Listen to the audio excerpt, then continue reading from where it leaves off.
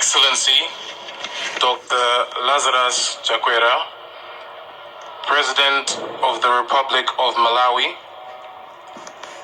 Your Excellency Madam Monica Chakwera, First Lady of the Republic of Malawi, distinguished guests, all protocols observed.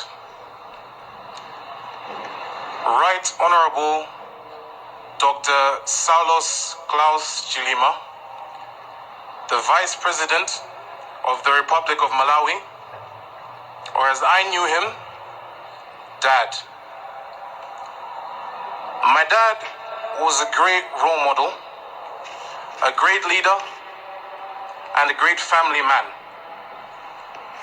The time spent with him was very rewarding because you could always learn something. This week, I have heard many stories about people's experiences with my dad,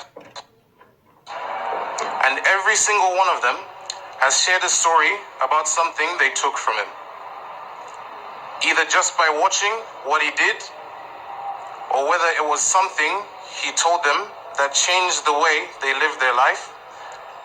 He definitely touched a lot of people's hearts. All these things that he has done for other people, I never really knew because his charitable works were always silent. Since my childhood, my dad has been someone I admired, not because of all the achievements throughout his life, but because of the amount of work he would put in behind the scenes. My dad had a daily routine which in my eyes was very difficult to maintain. Every morning, he was up at 4 a.m.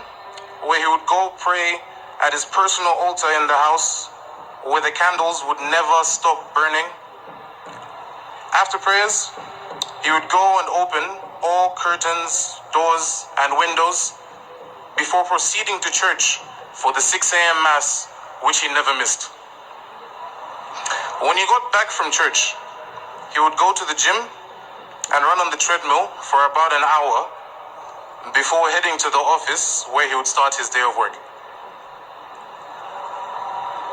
As a child, I didn't realize that my dad had such a high work ethic, but as I got older, I began to understand that his work ethic was one I had never seen before, nor will I ever see anybody match again.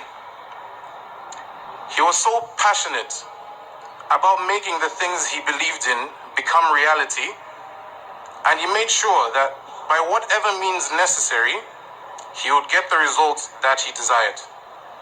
Whether that meant having sleepless nights or making countless sacrifices like fasting for days on end, he made sure he got the job done and done correctly. The person I am today is because of the team that my parents were. They taught me to have good morals, to always be kind, to never be violent, to take care of others, and to be humble.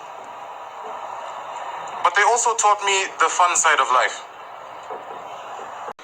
and started playing these sports as well. I became one of the starting players for Kamuzu Academy's senior basketball team. And then when I left KA, I joined the local team in Lilongwe before I went to university. My sister here has also been nominated for a basketball award at her secondary school. So Dad, your influence on us was great then and will continue to guide us in our lives from here on out.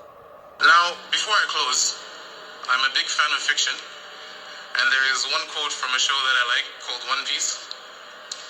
And the quote states, "When does a man die?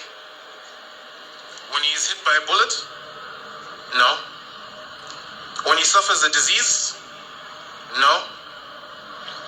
When he eats a soup made out of a poisonous mushroom? No. A man dies when he's forgotten." End quote. Now this quote Now, this quote came into my mind when I was thinking about what to say here today, and I thought it was odd. But after going through the week and understanding what people said about my dad, it makes perfect sense for two reasons. The first is that even though my dad is physically not here anymore, his legacy will live on in the hearts of the people he touched.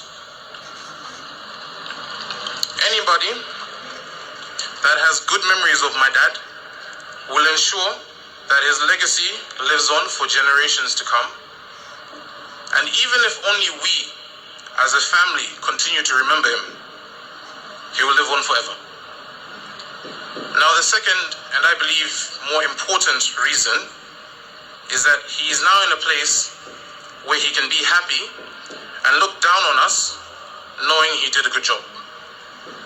I have no doubt in my heart that he's in heaven watching over all of us gathered here today. No doubt that some of the things I said here today came from him as well.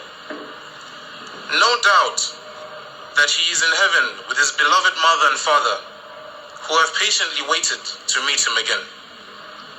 So, instead of looking at my dad's passing as a sad event, even though I feel pain, I will celebrate the life that he led. I'll continue to take him as an example in day-to-day life and in my Christian life. Continue to speak with him and ask him for guidance. Continue to be a good son to mom. Continue to be a good big brother to my sister. Continue to be a friend to all the people who consider me one. And finally, continue to believe that when the time comes, we will all be reunited again with you in God's kingdom. I love you, Dad, and I'll see you later. Thank you.